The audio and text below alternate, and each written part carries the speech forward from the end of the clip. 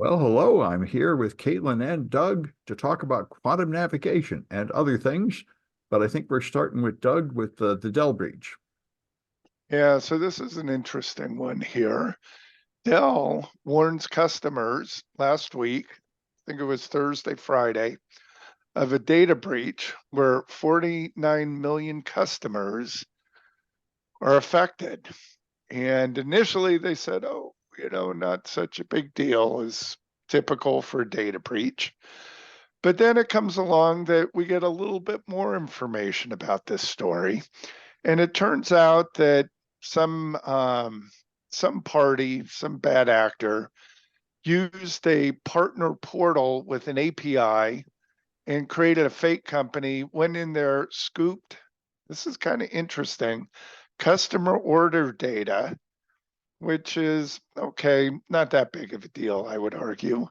But it also includes warranty information, service tags, customer names, install locations, customer phone numbers, customer order numbers.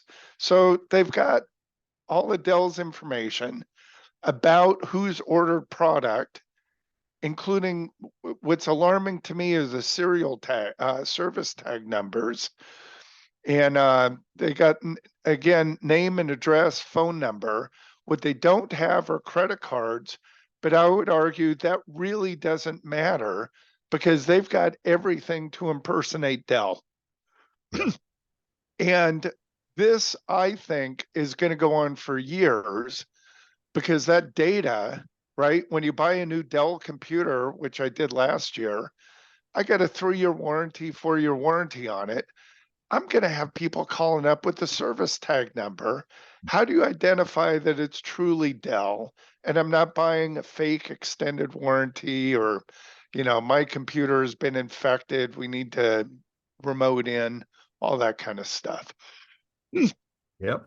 I don't know, Sam, have you heard more about the breach? No, But no, no. I was just interested in the API vulnerability. They okay. once you make a fake partner portal, which is new partner account, which is not verified, they let you in, and then you can make unlimited calls to the API. So really, fundamentally, it's an unprotected API issue again.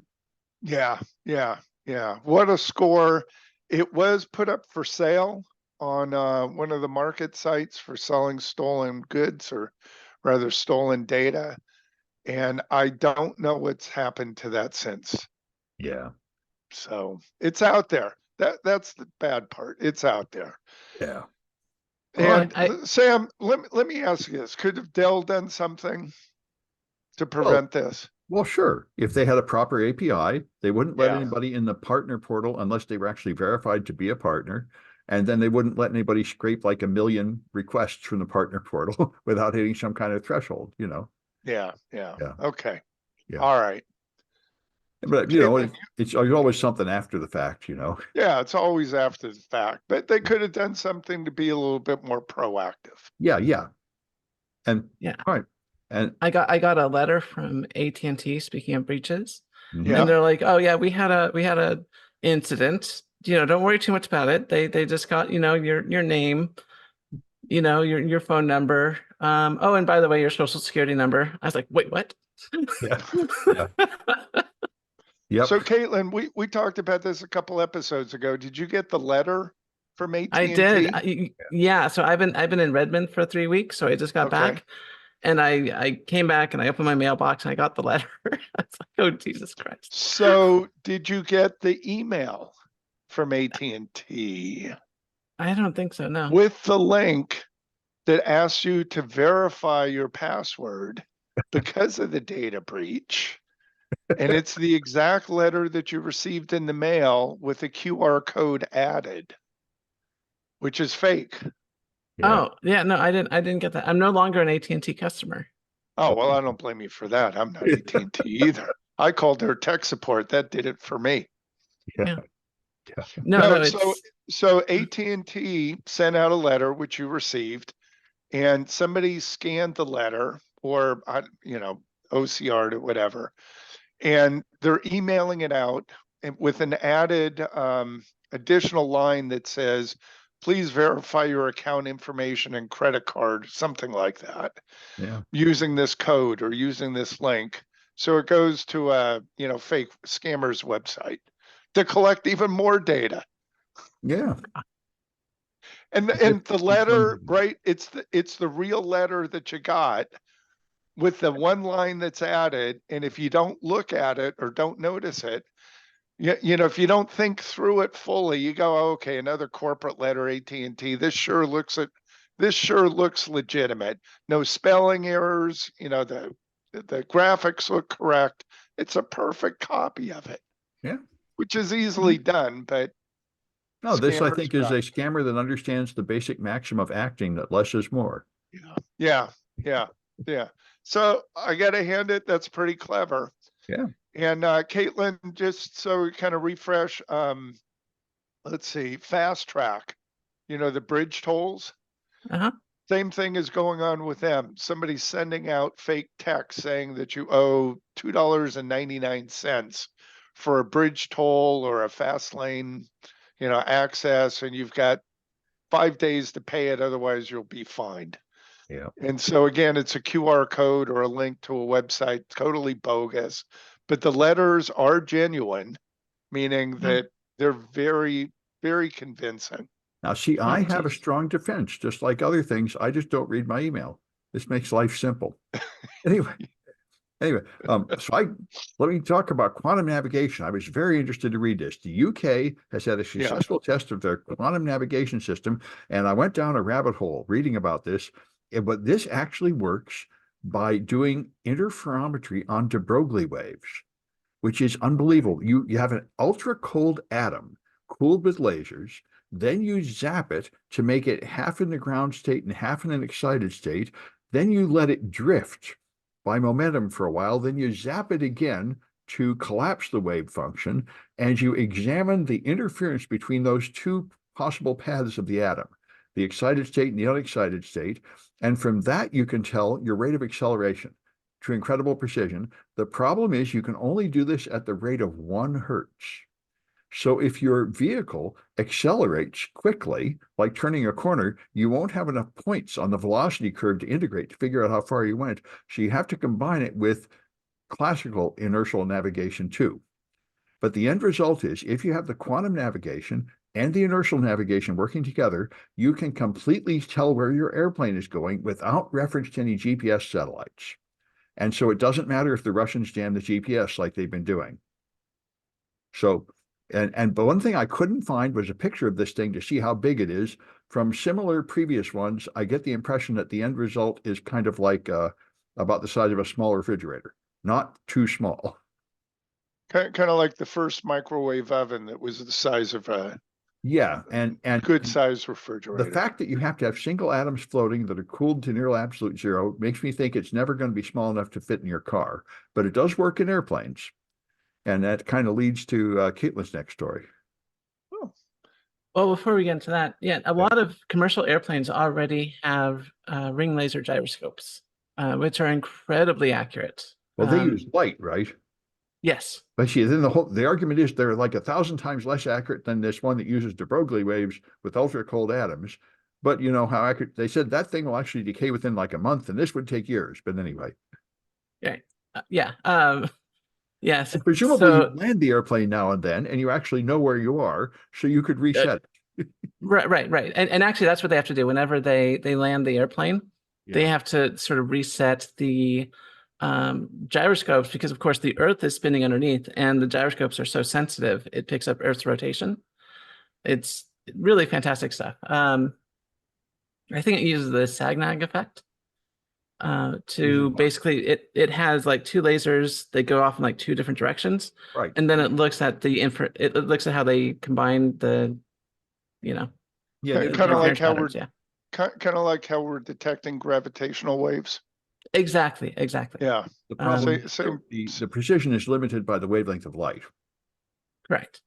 And usually they use, I think, like red lasers. Right. Which is fine for, an airplane that's going to be flying for, 24 hours at most.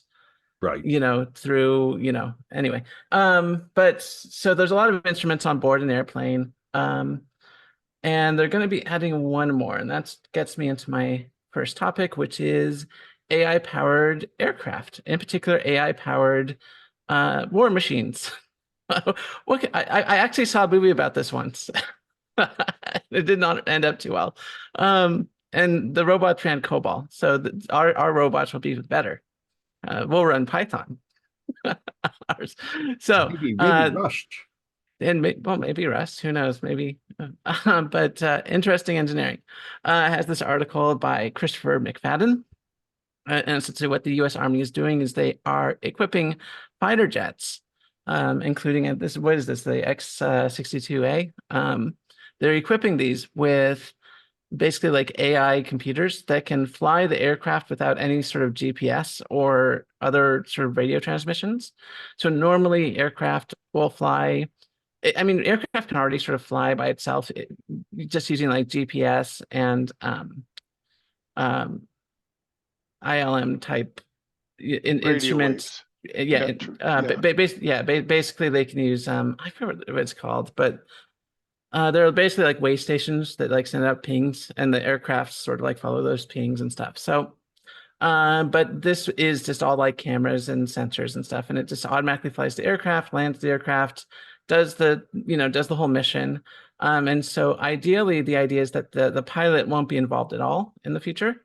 It'll just be an AI flying our fighter jets, our war machines. And what could possibly go wrong? It'll be HAL 9000 driving the thing. Yeah. Well, in commercial aircraft, typically pilots set it for auto landing. So it's all Yes. computer controlled. However, when you get a bumpy landing, to remain proficient, the pilots have to do, I think, 1 or 2 landings per every month, manual landings. And Okay. those you can usually tell because you hit the ground and you hit the ground. Whereas when you're flying by computer or autopilot, it's a gentler, softer landing. Yeah, and keep in mind, it's not AI that's landing the aircraft currently.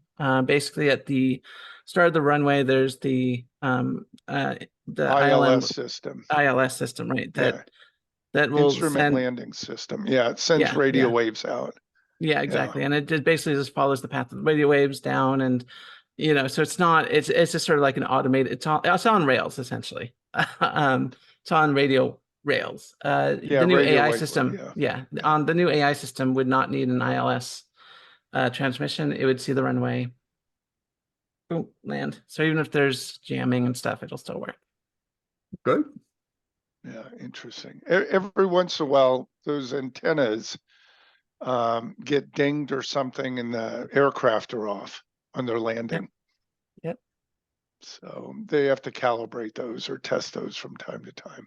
All right, who's got the next story? Sam, you, me? No, you go ahead. We're back to you, All Doug. right, here's interesting. This was on Marketplace, Mhm. and they have a misleading headline here that's called "How Scammers Hijack Their Victims' Brains." And Oh. that's not really what's going on. Really, it's just social engineering. But the reason I'm bringing this up is because this one is kind of clever, and it's catching people off guard. And I'm calling it the jury duty scam. And you get called up and you're told that you missed jury duty and a warrant is out for your arrest. And you think, who would fall for that? Well, that And could certainly happen. That part could be true. which part? They can send you out an arrest warrant if you don't show up for jury duty. That part is true. Yeah, but the likelihood of you being arrested in the next 30 minutes or 24 hours No, it's a is bench. total. Yeah. No, it's a bench warrant. And so if you get pulled over Yeah. a traffic stop or something, then they'll realize you have a warrant, Yeah, and for jury duty, I don't know that they take it that seriously. I think think it's more. if you like do it like 5 times or something. Yeah. Anyway, it's convincing. The Yeah. victim here happened to look up saying, "Oh, I know this is a scam." Went online, looked up the courthouse, judge, to see who ordered it. Yep, it was a real judge. Yep. Everything is correct. They look at the caller ID, phone number is correct. But here's where this scam goes wrong. and how somebody followed this. The impersonating police officer says, we can take care of this right now. I can connect you to a bail bonds person and you can pay them the $20,000 or $30,000. So the victim here wound up paying $80,000 while on the phone call. I know. That's why I'm bringing this case up. How did they pay? Sam, Caitlin, what bail bonds person would take cryptocurrency and gift cards? Yeah. I mean, now you have to start laughing. But, here you have somebody all worked up emotionally about this who's not thinking straight. And and as soon as they paid the $80,000, the scammer then called back one more time saying, there's a processing fee I'm making. I don't know what the fee was for, of another $20,000. And the woman is screaming, saying, I don't have another $20,000. And then her husband comes in, finds out what's going on, realizes it's a scam. Now you have somebody who's sane, who comes up, realizes it's sane, and the hacker guys start laughing. And for the next 20 minutes, they're begging for their money back while the scammers are having a ball laughing and joking with them how stupid they were to fall for such a dumb scam. Well, this is our weakness of having emotions. So when AIs take over and replace us, the world will be better. Yes, exactly. We'll have the AIs scamming the AIs. Oh, they'll be immune to all defects because they'll be perfect robotic precision. Yes, okay. Anyway, I just want to share that. The jury duty scam is what I'm calling it. It's out there, and people have fallen for it. And the amount of money, I get it. You don't want to go to jail. Well, and but $80,000, boy, I was thinking more like 50 or $100. Like, no. we're We're just talking the quantity. Yeah. Yeah, for $80,000, I'll spend a night in jail. I mean, Oh, yeah. Anyway, depends on the jail. Anyway, let's move on. So just be aware of this jury duty scam. And more importantly, if anybody, law enforcement, IRS, asks you to pay by gift cards, kind of, think through that. Or if they want cryptocurrency. Yeah. And that the IRS never calls you. Yeah. And as far as I know, police officers never call except for, they never call. They come out and arrest. They're not going to say, we're going to come out to arrest you in half an hour. People would flee. That's silly. Yeah. But we got to, I'm thinking through this logically, not under the pressure of the moment. Yeah. Go ahead, Caitlin. So I recently had someone try to spearfish me, of all things. That's the first spearfishing I've ever gotten. So I have my contact information listed on the San Francisco radio club site, and someone saw all the club members, created a new email to impersonate one of the club members, and then sent me an email pretending to be that club member asking for Apple gift cards. Now, of course, I know, of course, what a scam looks like. But I've never been spearfished before. And that's something it didn't even occur to me that they were going to even try to do that. Eventually I just led them along and wasted their time. I managed to figure out that the scammer, their IP was in Nigeria. There you go. So that was very funny. But unfortunately, at that point, I was like, you know what? I really need to set up some spearfishing of my own. Basically, I really need to set up like a fake computer that I can have these scammers like log into and just really waste their time and like get as much information out of them and then give them malware that I can like command and control and stuff. It's like I just don't have any of this set up ahead of time. So when it does happen, I'm just like, okay. Uh-huh. Yeah, I've got you. Caitlin, how'd you determine that the person was in Nigeria? So they wanted Apple gift cards. And they're like, send pictures. So I hosted the pictures up on a website, sent it off to the guy, looked at the HTTP logs, got the IP address geolocated to Nigeria. So he wasn't even using your proxy server or anything like he should have been. No, exactly. Yeah. No, I mean, there's scammer. He was running Windows, and if he, yeah, if he had real skills to use a proxy and everything, he wouldn't be a scammer. Yeah, I guess. Well, anyway, so the UK, apparently in the UK, they're now using scooters and e-bikes for crime. It is the best way to run away after grabbing someone's phone or purse in the UK, in London. It's a huge problem. So the cops are trying to develop a Ghostbusters style radio weapon to zap the scooters to kill them. So they can stop a scooter with a concentrated burst of radio waves that will confuse or make the electronics stop. And people are debating whether they can actually make such a device portable. But it reminds me of the issue we've had for a while, like how do you shoot down a drone? And, you know, they're interfering with drones in Ukraine and such. As we have all these little electric gadgets that fly around, we need some way to like stop them. Yeah. So what they're trying to do is a portable EMP. Yeah, something like that, and directional, and hopefully Yeah, one highly that will, directional. Yeah. yeah, and you'd like it to Or- not kill the electric cars nearby or the people with pacemakers nearby and stuff like that. You know, that's why people are kind of skeptical that such a thing would actually work and be light enough to carry around and use. So what you need is a radar gun, because Yeah, those are highly accurate in terms of concentration, the wave, yeah. and shoot at the scooter. But So they have a big dish, right? You can't really no, like carry no, it. Is no, it for small the like a face? police. Yeah, no, the police, the radar guns kind of, they look Oh, like, those things. Well, sure, but those, yeah. I don't think they're that accurate, are they? Maybe they are. Yeah. No, what I was told, I don't know, but I was told they aim for the license plate Oh, yeah. because Okay. that's reflected. Right. Well, that And makes sense. if you look at people who have cars, they Yeah. tilt their license plate so it's not perpendicular to the ground.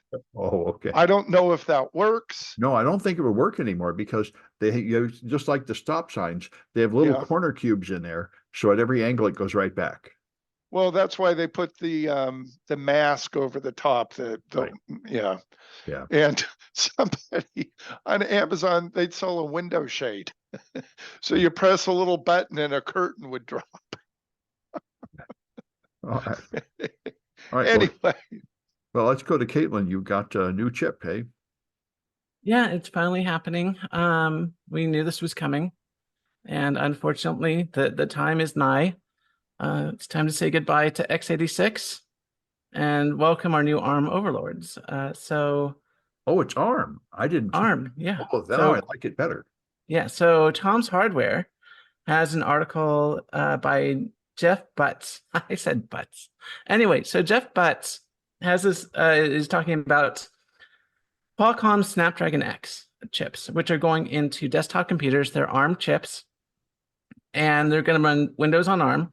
And I know Microsoft has been playing around with their little like dev desktops with like ARM for Windows, but Dell's flagship XPS laptops are going to be shipping with the new ARM processor, the Snapdragon X.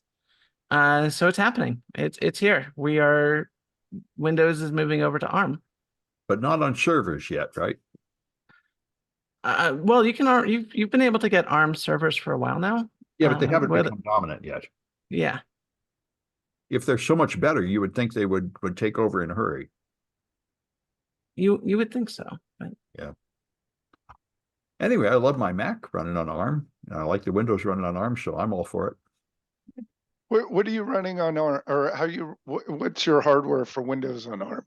All the modern Macs, the M1 and the whole M series are all running on ARM. And if you run a Windows virtual machine in there, it's running on ARM. I see. So your virtual machine, got it. Okay. Yeah. I'm with you. Yeah. Well, let's go to you, Doug. You got our best buddy, Elon. Yeah. So Elon's in the news again, kind of like our former president, likes to be in the headlines. So much like Donald Trump. They have the same strategy. Yeah. Yeah. Yeah. So Tesla, as we know, we mentioned this last time, fired everybody in their charging division. I heard that was because the guy in charge said, "Oh, you can't fire me." And he said, "Oh, yeah, I'll show you." And fired him and the entire department. And that was one of the few divisions actually making money. And then I believe he went and fired another 200 or so people after that. Another whole And division. yeah, and you know who Elon sounds like is Steve Jobs. And I've heard stories about Steve Jobs. He'd be walking around Apple campus, get in the elevator. Somebody's in the elevator and he says, "Who are you?" And he goes, "Oh, I work in the mailroom, or I'm your big programmer." He goes, "Get out of here. You're fired." And so I, he'd leave the elevator, and and Jobs handlers would go, "It's okay. It's okay. You don't worry. You're not fired." I just have to point out the most important member of the podcast has appeared. AstroCat. Yeah, AstroCat is back on the podcast. Yes, yes. Good. Nice cat. Yeah. Anyway, so Tesla fires people. And now, what has it been, about a week, and he's rehired some of them back. You know, they do this to everybody in Silicon Valley. And I think how many of them are going to come back? I mean, why would I come back and work for you again? This is not the way to treat people. But the I feel storm's like not over yet. I feel like I'm one Because voice calling into the void and nobody cares, but I think this is a terrible way to treat people. it is. Yeah, this is no different than, 100 years ago, right? Factory workers. I know it's treating people like they're just replaceable light bulbs, and they aren't. I mean, after you treat people like this, everybody or company is going to say, I'm going to send out resumes. I'm going to work someplace better. I hate this guy. Yeah, yeah. So let me kind of finish this up. So not Dell, Tesla moved to Austin from California Which, and was wanted out of California, moved to Austin. yeah, And now Elon's firing a couple hundred people in Austin. At the same time, Oracle is fed up with Austin and has decided to move headquarters to Nashville. how can the taxes get any lower than Texas? Nashville is even lower.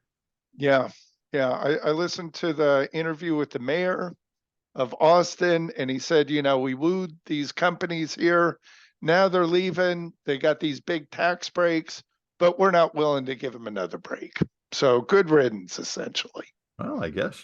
Well, That's a lot of, especially Oracle moving to Nashville. well, I was amazed to see that through that other article up there too. Not only does Twitter not pay its server bills or its rent, but Tesla, or oh no, it's SpaceX. SpaceX has not been paying its bills either. They owe millions of dollars. So that's another way that Elon is like Donald Trump. He's figured out, I'm important. I just won't pay the bill. What are you going to do? Sue me. And therefore, Yeah. you can wait years before you pay. You can only pay a small percentage many years later after the lawsuit. And so it's incredible. You'd think, naively, you would think, if people got rich, there'd be a point where they're rich enough. Now they don't have to be sleazy bums stealing money at every corner. But the opposite is true. The richer they are, the more they demand more and more and more money. It's like a sickness. Well, not only that, it's important for very wealthy people Yeah. to always be in debt. Because if you put down on the IRS that you're actually, like 20 million under, then you don't pay taxes. In fact, the way it works is that when someone like Jeff Bezos wants to buy something, they don't take money out of their stocks. What they do is they take out a loan, and now that's negative. So they're in, negative territory. It doesn't show up on they don't have to, they report to the IRS, but the IRS doesn't tax it because it's a loss. And then they pay it off eventually with another loan. And then that loan gets paid off with another loan. And it doesn't matter. It just goes on their entire life because the banks know that they're rich enough that they're going to get paid back no matter what. But they maintain this constant debt in order to escape the IRS. Well, that's true, but you don't have to be ripping everybody off the way Trump and Elon does, where you demand services and you don't even pay people their fair rate. I mean, it's amazing. Not only are they having the complicated financial arrangements typical of the rich, they're also just robbing everybody around the line. Like Trump doesn't pay his lawyers, he doesn't pay his bills, Elon doesn't pay his bills. It's a form of abuse of monopoly power. I'm so important, I'm just going to not pay the bill, and let's see if you are going to do something about it. It's We're pretty close to Yeah, just yeah, having and just you know, trample over the turf. it's like being around Hollywood stars, right? You're caught in the glow, Right. and you might not be treated fairly, but you still want to be around them. You know, with Trump, it really is. And I think it's the same with Elon, Yeah. because I mean, I've heard Michael Cohen try to explain what was I thinking. He said it was great to work for Trump. I felt so great. And all these people he keeps throwing people under the bus, and there's always more people that want to be next to him. There's something about being next to someone rich or powerful that makes you feel important, and you think you're the special one. And then they throw you Yeah. away, and then another person jumps in. Anyway, let's go on to Yeah. Caitlin. All right. Caitlin, what do you got for us? So I have good news. So on our podcast, we talk about the bad things about AI a lot. But of course, I've made it clear that I'm sort of indifferent. You know, AI is another tool. It can be used for good and bad. And here, let's see how it can be used for good. There is an article here by by the Associated Press, and it's about this woman who lost her voice, but she uses AI to reconstruct her original voice and uses that, you know, to communicate with others. So it does show. This is written by Matt O'Brien, and it does show that you know, AI does have, you know, these very beneficial human, you know, life improving, you know, consequences, and hopefully it'll be used more and more in medicine. You know, not just the superficial, it's my old voice, but you know, in terms of like solving diseases and curing diseases, obviously, and you know, helping people, you know, with like artificial limbs, you know, being able to like interface better with the human body, you know, stuff like that. I think AI has a lot of potential to make lives better, and it really just comes down to it's another tool, right? Same with computers. You know, computers, yeah, they're used to compute the trajectory of ballistic missiles, but they're also used for protein folding, you know, and for research, you know, how fast we got, look how fast we got the last pandemic's vaccine. That was really quick, and that was thanks to computers and modern technology. So it really just depends on the application. And it is nice to see that, you know, modern LLM, modern generative AI is being actually used for, you know, a lot of positive, or at least in this case, a good positive outcome. So Yeah, and I would object to saying that ballistic missiles are necessarily negative. well, I mean, They do okay, kill fair people, but enough. there's people that need killing. You know, this is the military is necessary. Okay, all right, Sam, just FYI, at this point in time in history, statements like that are a little tone deaf. It's no different than it's ever been, right? There's war, and No, war no, no. is Well, downside, because of what's upside. going on. No, what's going on in Gaza. But there's always that stuff, wars going on. Well, yeah, but particularly in Gaza, I mean, it's it's Yeah. Anyway, I mean, I wish I could help the Palestinian people. I mean, it's really terrible what's going on. yes, it is. Yeah. So All right. And I've got, anyway, I got one more I was happy to come across. This woman lived in a Michigan grocery store sign for a year. She I saw that. put in flooring, she put in a computer, she put in a Keurig coffee machine, and she just moved into the sign. I guess the sign must be somewhat warmed from the lights or something. And she lived there for a year before anybody noticed. So, Do you know how she got caught? no, I don't, but I assume somebody eventually noticed her climbing up into the sign at night. Um, it's kind of a statement about our lack of like affordable housing in America, but it is pretty clever as a creative solution. Yeah. So was this, do you know more about the story? I was Not much. curious, is it a business that's opened? Yeah. Open? Oh yeah, an open grocery store. Oh, And they had some kind of big illuminated sign, and she managed to move into it. I remember as a kid, you wander around, you see these like poles, you want to climb up the pole and see what's up there, you know, all yeah. these big gadgets. So I guess you could climb up and move in. She found out it was like big enough to like live in there.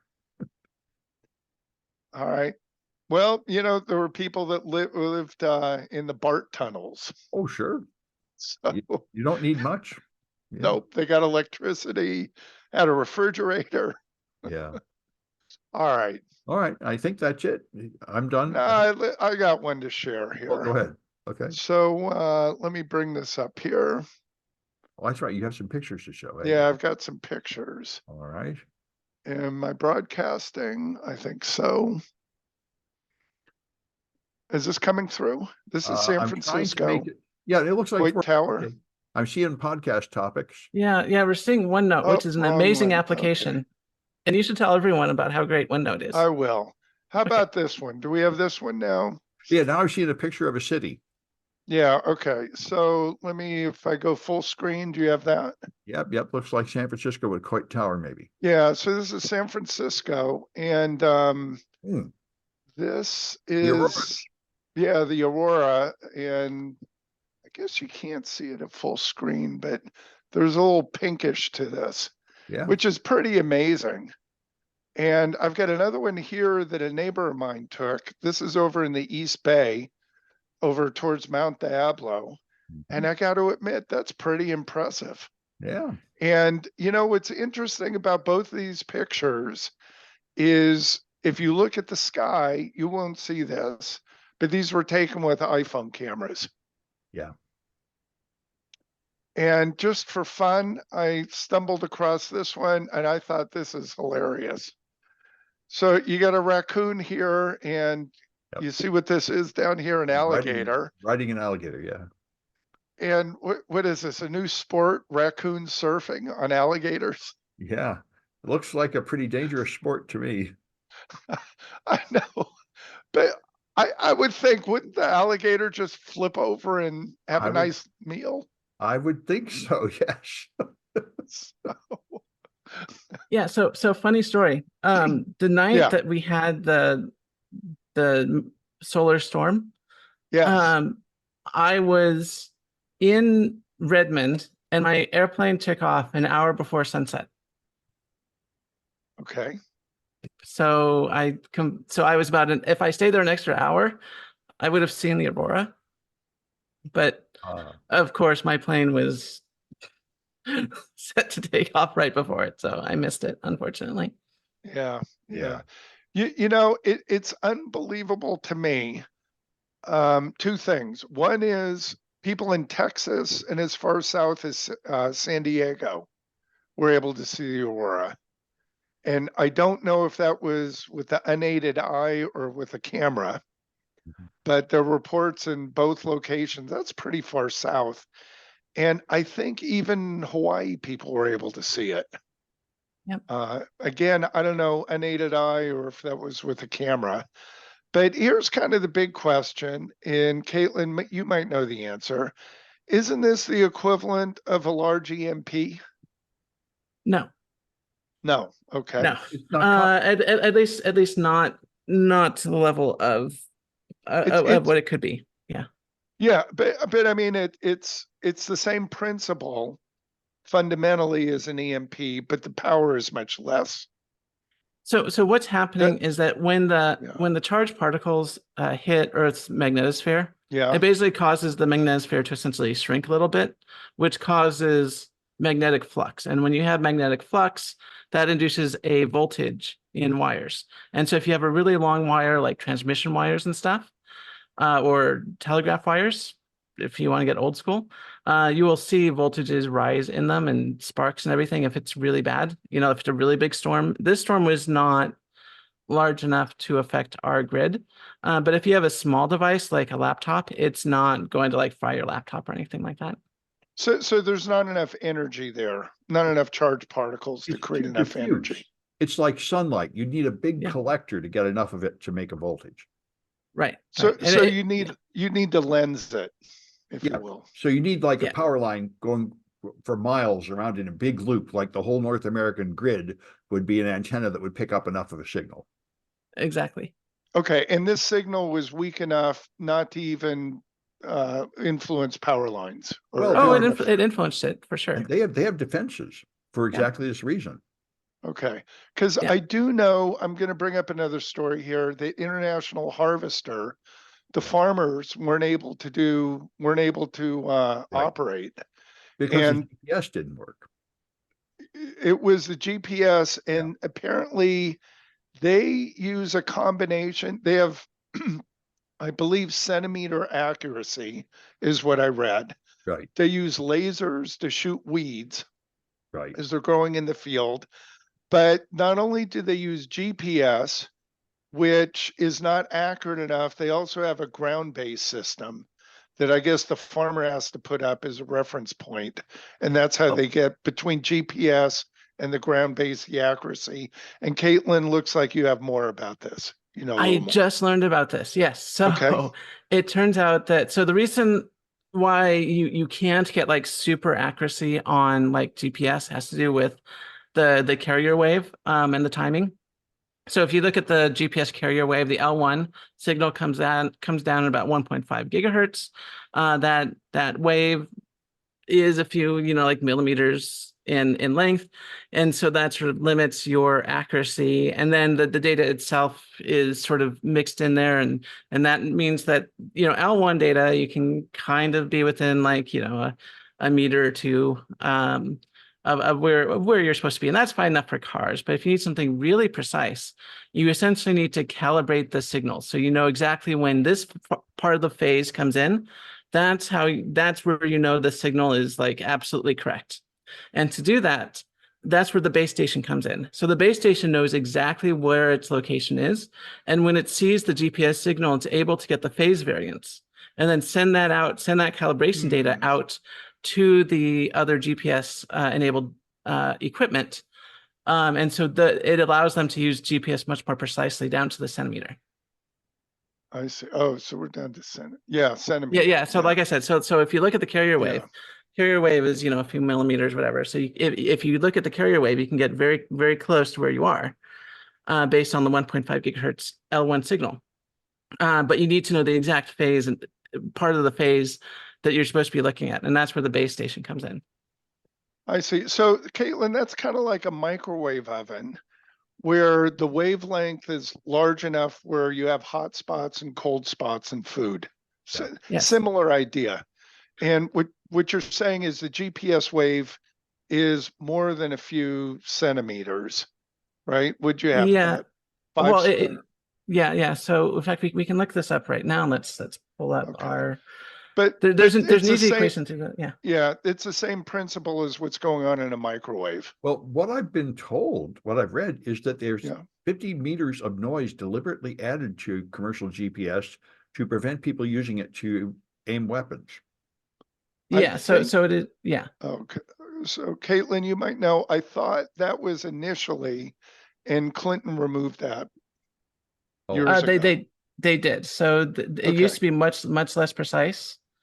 They removed it, but it's still only accurate to a few meters. But you can get that down to. So it's. I will tell you right now. I'm betting it's about 15 centimeters about. But let's see, 1,000. Let's go to gigahertz. 1.5 gigahertz should be about 15 centimeters. I think. Oh no, it is. Oh wait, that's meters. So about 20 centimeters. Yeah. Let's go into real units. Let's talk inches. Like 8 inches. Yeah. Okay. Yeah. So comparable to what's going on in your microwave, which is, I think, 3 centimeters. And I think, I believe you're right. I thought about 2.5 or no, 3 centimeters. That's about an inch. Yeah. Give or take. Yeah. That makes sense. Yeah. You're dating yourself, Doug. Most of us have moved on to metric. Yeah. Well, I learned metric, and then I have to go to the store and buy in pounds.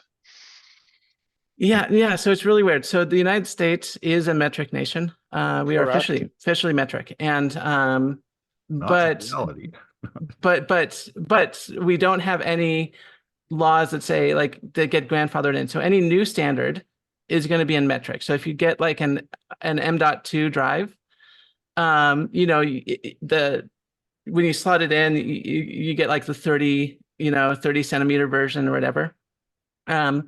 Or if you get a server rack, it's going to be measured in inches. So you get it like a 90, a 92 inch, like server rack or whatever. But So you can always date the technology based on whether or not it's using metric or imperial. So if it's newer, it's going to be metric. If it's older, it's imperial. Well, Which is why we still buy milk in gallons, because that was grandfathered in. it's the way God intended. Exactly. So Well, but you still buy lumber, right? It's still, if you Yeah. go to Home Depot, Lowe's, Yeah. Yeah. it's still measured in inches, but in fact, it's really metric. right. In fact, the United States measures, so NIST keeps, an accurate, like they define like what an inch is and everything, and that's all Right. based on the meter. So Yeah. Yeah. so there's- And I believe it always has been. That's not No. something that's, no, it's new. I'll I mean, do some new research. in the sense that it's like I think in the 70s 20 years old. Yes. when it Well, changed. in the 70s, there was a movement to go to metric. We started putting up miles per hour was also along with kilometers per hour, Yeah. kilometers to a certain location. Speedometers were dual marked. So you had miles per hour and kilometers. And then what happened? I think we got a new president. We ran out of money and we abandoned that whole scheme. Well, it just, you better stop. I've got to get to Yeah. a meeting. Oh, okay. yeah. Okay. Yeah. It We'll just would have been too continue next expensive. time. Yeah. Okay. We'll have another one on Friday. Farewell, folks. Friday it All right. is. Take care.